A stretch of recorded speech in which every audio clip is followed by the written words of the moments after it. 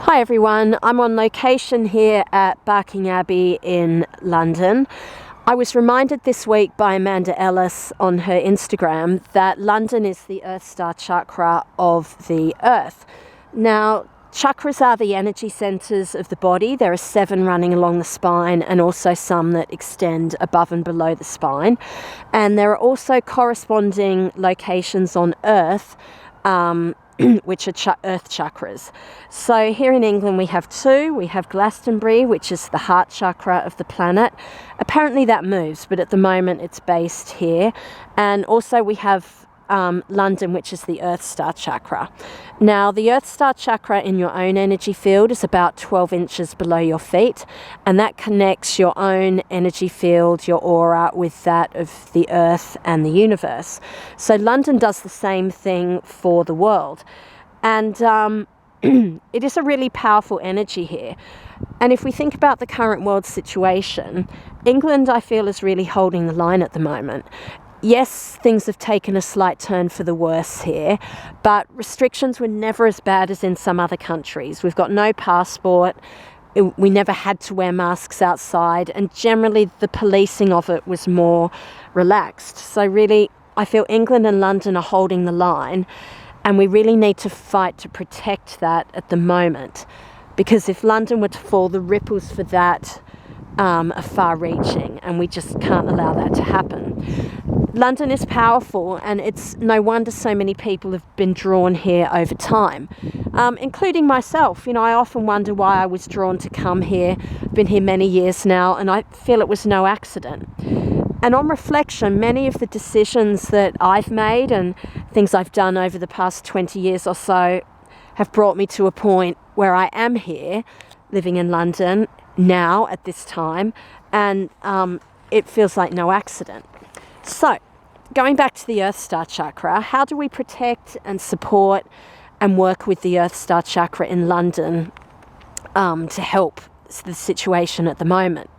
So, here at Barking Abbey, it's a point on a grid of sacred and holy sites over London that forms a geometrical pattern, a form of sacred geometry. So I'm no expert on that, but I do know many of the churches and holy places in London were built on springs and other sites that were important pagan sites. So, I mean, an example of that is St. Paul's, which is another high energy point on this grid you can go to in London.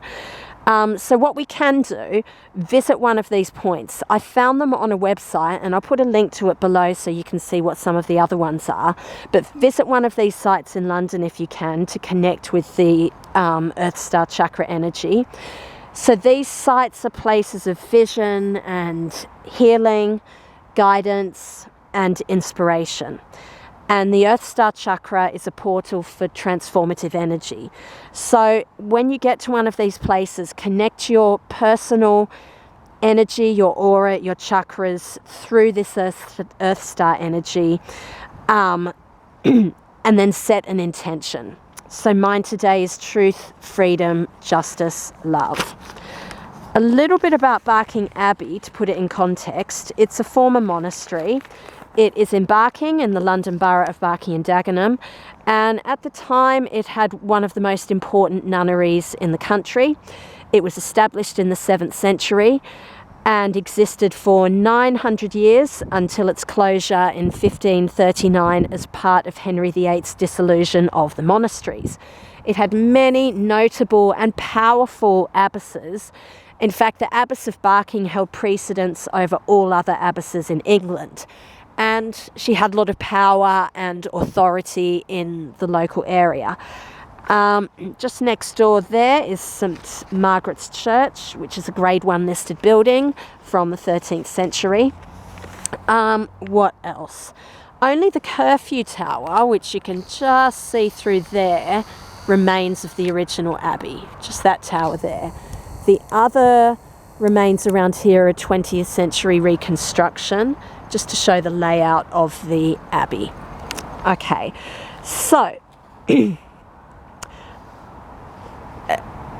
putting it back in context with today, Back in the Middle Ages, belief in the power of prayer was extreme and strong. And really that's the equivalent to what we're doing now, I think, setting positive intentions for our world. And maybe at that time they did tap into the earth energy and tune into what we're tuning in now. So it was believed that the king took his position from God and granted land and power to the abbess. And in return, the abbess prayed for the royal family. And the nuns here were responsible for the souls of the locals. So again, in a way, that's what we're doing now, wishing the best for the world, best outcome for the world in these times. Because back then and now, the prayers made were seen as essential to people's well-being. So in this spot, in this point on the Earth Star Chakra grid in London today, I'd like to pray for truth, freedom, justice and love in our world and our lives. I'd like to pray for the well-being of all. I'd like to ask that everyone be given the wisdom to say and do the right thing at the right time. I'd ask help in us all keeping a positive attitude, positive expectation, and a sense of gratitude. And may I ask that this eclipse quickly shift things in the world in a more positive direction. Okay, sending love to everybody from Barking Abbey today. Talk to you next time.